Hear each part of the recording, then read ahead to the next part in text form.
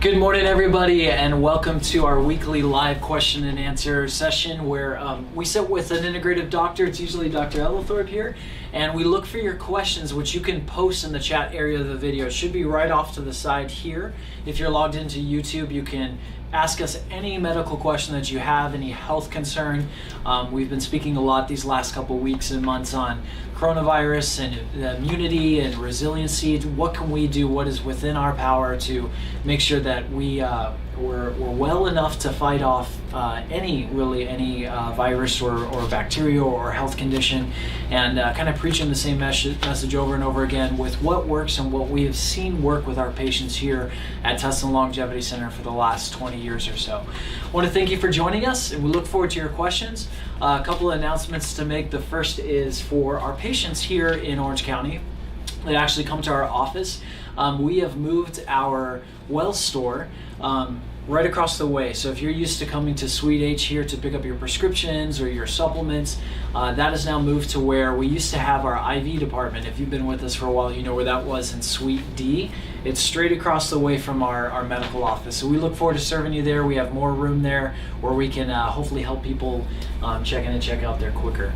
Also, a quick disclaimer, all the information that we share here is meant to be for general information about health and wellness and prevention. This is not to be substituted for your special relationship individually with your healthcare provider, with your doctor or nurse or chiropractor. If you do have very specific health questions, we will try to answer those here generally and point you to and encourage you to make an appointment either with us or with your doctor. We are accepting telehealth visits. Those are currently billable to insurance during this pandemic, so you can always call in, schedule an appointment, we'll FaceTime with you, do a video session, and you can meet your doctor that way. Dr. Ellithorpe, thanks for joining us today, as always. We will wait here a couple minutes to see if some questions come in. Is there any news or any information that you want to share with us? Well, I'm always scanning and looking over research and articles and editorials.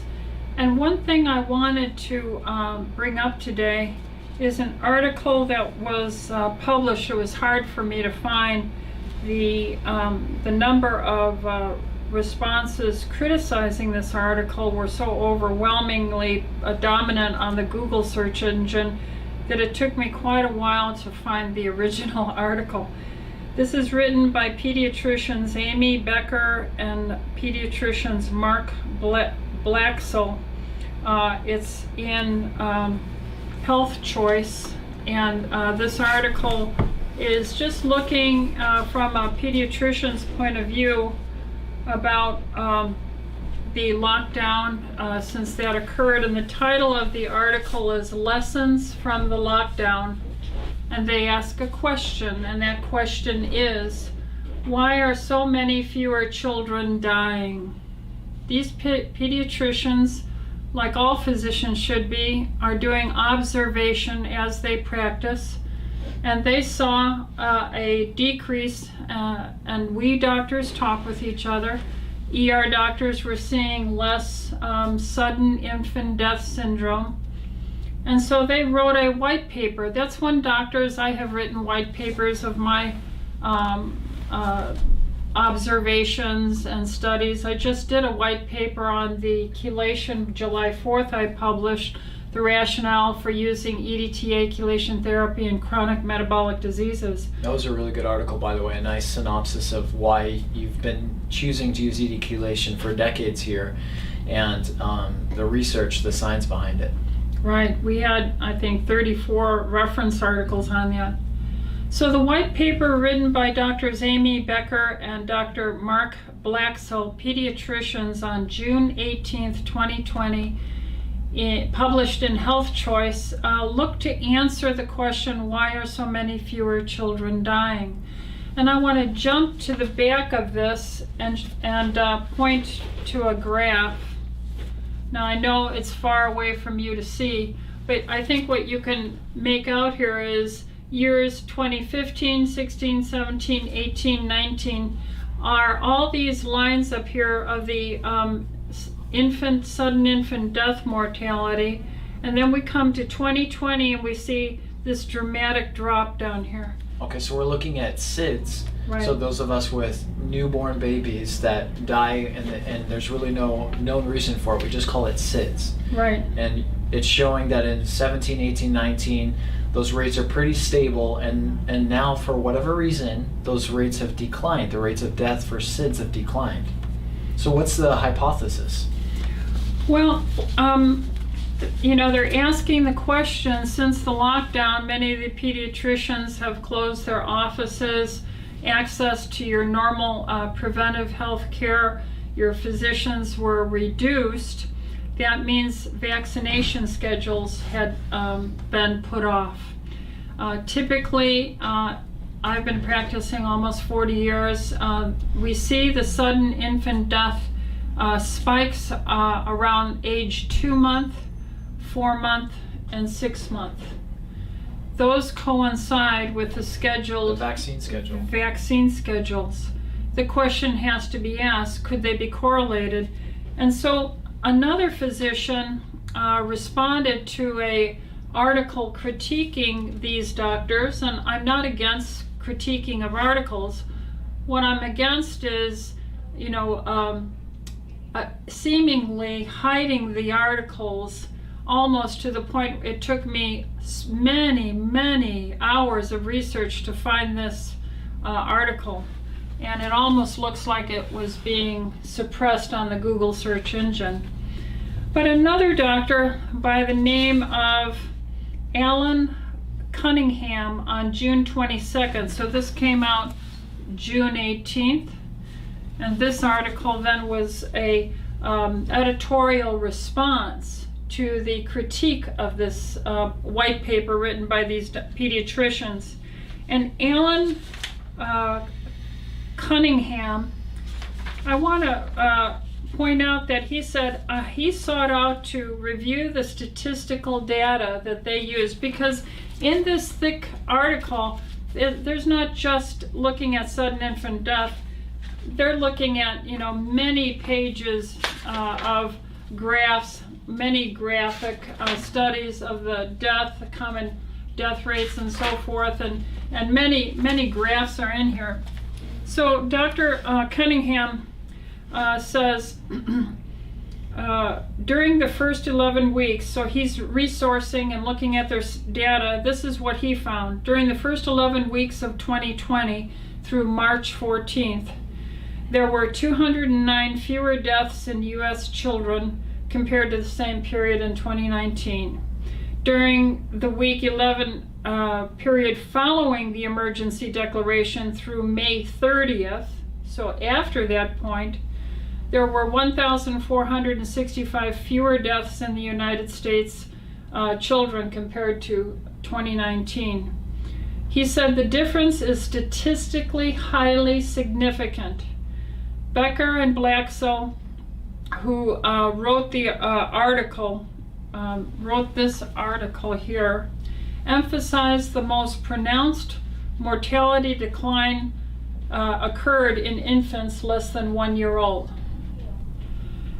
There was a substantial and highly significant decline from 2020 weeks 5 through 11 to weeks 12 through 22. Then he goes on to say, and he's editorializing what they're, because he can see what I can see. It's almost like an overwhelming order went out from the hierarchy of American politicians to say, write an article against this, flood the search engine with articles critiquing this. So he goes along and he says, along with this, Becker and Blaxell ask whether the substantial decline in vaccine uptake after the emergency declaration could be relevant, okay? Meaning vaccine uptake. Could the lack of getting the immunizations be the reason why there was such an improved health survival rate of the infants? The suggestions that vaccines could be one factor in the causation of SIDS is not new, he says. And then he quotes these other articles in research, and he says American pediatric officials. So you're talking about the president, maybe of the Pediatric Association, the editors of the Journal of Pediatrics. Sure. So you're talking about the political hierarchy. He says the American pediatric officials have steadfastly dismissed any role for vaccines in the causation of SIDS based on a selection of observational studies. You'll have to understand, observational studies are not what we base science on, it's where we begin to ask the questions from. Right. Nevertheless, Dr. Cunningham, Alan Cunningham says, until properly controlled trials are done, we will be unable to confirm or exclude a causal role for vaccine.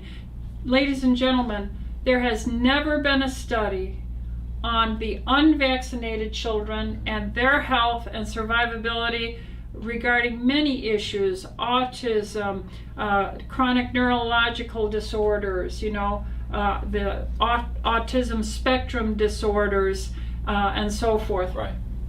This has never been done. There's only been observations. And that's where we have the controversy with people asking the question, Yes. is there a correlation between vaccines and autism spectrum disorder or SIDS? Correct. So my question then is, why so much vitriol and volumetric response in 6 weeks over a set of pediatricians who produce a white paper asking a question?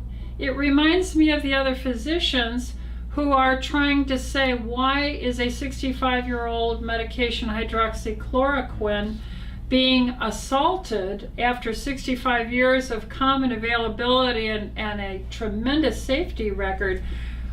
It makes me pause as a physician about the politics of the pharmaceutical industry. Right. And their control over the pharmaceutical industry impact on the educational program in medical schools. I have lots of questions. So these were encouraging good news that there's so much less statistical infant death and mortality. It coincides with receiving less vaccinations. It's about time a study is done regarding those children who have no vaccines compared to the vaccinated ones, and look at the health, Right. the outcome.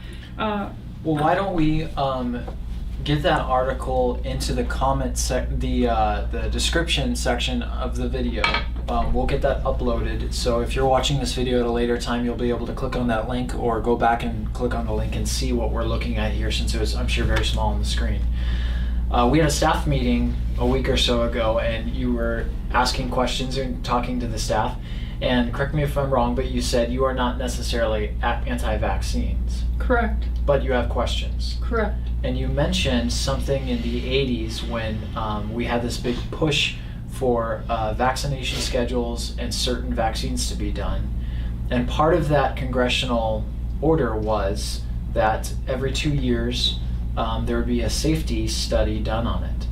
Yes, and I actually discussed that in the earlier February ones. I reviewed that. Right. About the Human Health Services, under which the National Childhood Vaccine Injury Act, Childhood Vaccine Injury Act of 1986,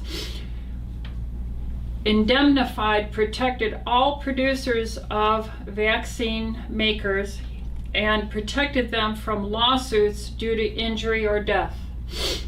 And that was 1986. Since that, in that law, if you actually look at it, it requires, because that, of course, in 1986 made a lot of parents, including me, because you, Talon, were only 3 or 4 years old then, concerned that how can you expect the industry to give a good product? It's the health and of my child. If they're indemnified. If they don't have to face any litigation if they injure my child. Well, to quell their fears, they wrote in there that the Human Health Services requires a ongoing every 2-year publication of the safety and research on these vaccines. And what has that research shown? There has never been a publication of any safety research required by that law. None. So since 1986, they're supposed to do it every 2 years. They haven't done one since 1986. That's correct. So it makes me distrustful of the whole system. It makes me suspicious of the pharmaceutical industry and vaccine producers. And it makes me question the words that are coming out from the COVID-19 team, like Dr. Fauci, because he has interest financial in remdesivir and in these vaccines. In fact, the CDC itself, you think of it as a separate, autonomous, wonderful, altruistic organization, but it profits billions every year from the distribution and sales of vaccine, the CDC itself. And so if they have patents on the coronavirus all the way to starting in 1999, 2003, specifically there's patents on coronavirus, and he is on a publication in May 22 of 2005 saying hydroxychloroquine was effective in management of SARS. SARS came in 2002. And there's so much financial interest in research. How come they don't know more about this COVID-19? They have financial interest in this. I cannot just blindly accept his words because of his conflict of interest. And you know, there are laws. Apparently they don't care about the laws of the National Childhood Vaccine Injury Act, right. But there are laws against trusts, monopolies and trusts.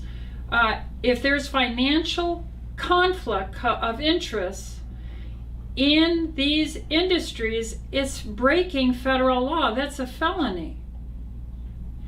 How can such a person be put up and looked to by the population when we have evidence of our government failing us for following the law themselves? The law that they enacted. Right, the HHS on the National Childhood Vaccine Injury Act of 1986, and not doing the safety studies.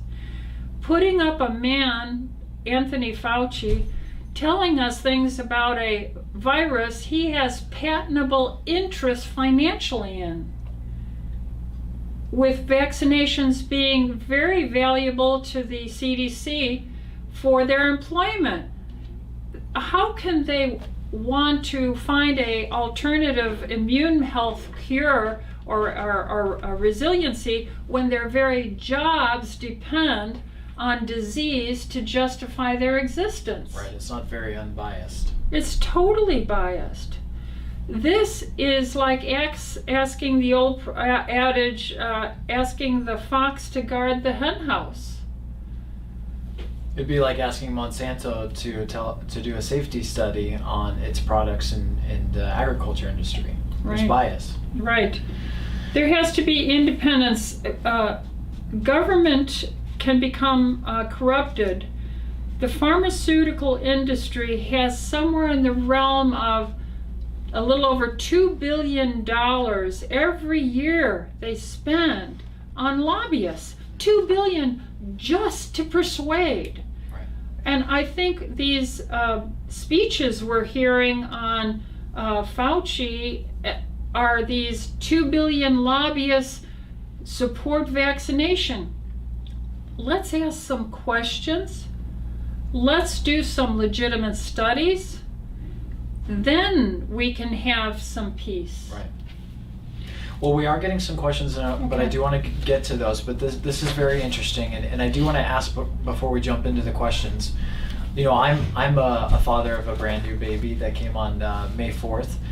We haven't gone to the pediatrician to get any vaccines yet. we're all in the same boat with coronavirus and anticipating and hearing about in the news. Russia claims they come up with a vaccine. I'm hearing South America talk about a potential vaccine. What is a person to do with this information, knowing that we're not sure of the safety of it? I'm not sure of the safety with vaccines for my newborn infant, and this raises the question about safety. Correct. I think if you're there with your pediatrician, you should say, I'm all in support of you, Dr. Pediatrician. I'm interested in protecting my child. But if you would please give me some of the safety studies produced, required by law of that act of National Childhood Vaccine Injury Safety Act, I would then look at those, but I know they don't exist, so how can you tell me they're safe? Right. So it is my responsibility then as a father to talk to the pediatrician and understand, have a conversation about the risks versus the benefits of vaccinating my newborn. Correct. I have to say this publicly. I don't think it's wrong to ask what percentage of the pediatric income is from vaccination scheduling. I have to believe that's a huge source of income. Sure. And I'm for my colleagues to make income, but is it safe? And can they objectively themselves even look at it if it meant losing that income stream from the vaccination schedule? I would have to be looking at things if it would reduce my income schedule all the time. You know, that's why we're always reviewing our work. Right. I want to add one last thing. Okay. There is an article, this is a huge tome. This was from 2010. The Rockefeller Foundation put out an article of a not well published thing. I don't know if they really want only academics to look at this. It's called Scenarios for the Future of Technology and International Development. Now, why am I bringing that up? Because they look at scenarios of pandemics. And if you go on their table of contents, you get to page 18, they begin with what they call lockstep, L-O-C-K, lockstep, page 18. And they're looking at the implementation, theorizing what a pandemic management should be. And I want to read you something from that page. We're going to have to jump to your conclusion of it pretty quickly because we're getting a little short on time. All right, so here it is where it says lockstep. Maybe I'll bring this up next week. Okay. I'm going to read you the title of that chapter of their studies on a pandemic in 2010. Lockstep, a world of tighter top-down government control and more authoritarian leadership with limited innovation and growing citizen pushback. Pretty enticing for me to go on, isn't it? Yeah, so we'll talk about this next week. Okay. This is certainly concerning. It is. Okay, and certainly we should be asking questions about it. Okay. Well, very interesting. I'm glad you brought up that article. And if you're just joining us, we were just looking at a white paper that was produced with a possible correlation with sudden infant death syndrome, SIDS decline during this pandemic versus years prior, 2019 and 2018. So super informative. We'll post that in the description of the video below so you can look at that paper for yourself. Okay, now let's jump into a couple questions that came in. The first question came from, it looks like Brother J. Stu, and he asked, any treatment besides typical pharma for narcolepsy with cataplexy? Well, that would take an hour. Narcolepsy with cataplexy, that's basically the inability to stop falling asleep, okay? All right, that is a neurologist's worst diagnosis nightmare. A healthy microcirculation to the brain low in carbs, a ketogenic diet to help the brain optimally stay alert and focused is probably the direction I would go. You got to lower your carbs, drink the water, take brain fat cell membrane building. We just came out with we're taste testing our brand new Doctor's Nutrition Bar. I've improved it. Our team has improved it. We have well-researched probiotics in it now. So we have prebiotics, we have probiotics, and it's full of the membrane phospholipids to help the brain to the toe. So these are things that I would say, coming here, that's Brother Stu, you need to come and see me. Yeah, that's a very complex diagnosis that you'd want to get into somebody individually on their background. Right. Okay. Next question is from Mr. Robert, and he asks, I feel a bit tired after having chelation, yet I have more energy at the same time. Can you explain why? You're detoxing. I don't know exactly what person or phase they are in their chelation, but when I do chelations, I'm always energized now. I've probably had 200 chelations in my lifetime. In the beginning, when I was chelating, I did because I had such a burden, such a high volume of toxins, so every time I moved it out a little bit, that movement was an oxidative stress. And now that I constantly do this on a regular basis, every year I at least get 12 in, okay? One a month for sure. I don't feel that movement of the toxins so much. So until you get to your 30th or wherever you're at, you're probably going to have that little bit of dip. And then the energy from the better circulation, the reduction of the oxidative stress. It's like when you're cleaning your house, right? The furniture's moved, you're vacuuming, you're dusting. It looks a little messy, but once you're done in that hour, then you sit back and you say, I can think better, the room is all clean. Right, great answer. Okay, it looks like we have one more question and time for one more question. So the last one is, could ounces of broth be counted with daily ounces of water? No, because water is designed to be a carrier to move out or bring to the cell needed information. These are like trucks, semi-trucks, delivery trucks, your Amazon, your UPS. If those UPS trucks are all filled up, they can't take anything out and change anything. And when you put sugar and salt and flavorings in your water, even tea or black coffee, you have now turned your empty truck delivery Amazon truck into a loaded truck, and it can't take on any more debris and stuff. So water has to be water. Yes.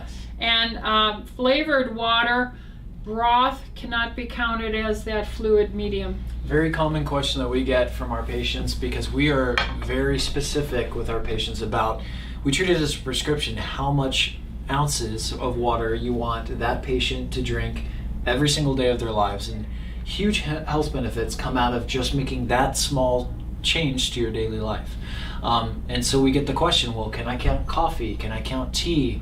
Even fruits and vegetables have a water content to them, some more than others, but no, and we want to be very specific about that. The prescription for your daily requirement for ounces of plain old water is important, and you need to take that outside of things that add to the water, like broth or flavors. So Correct.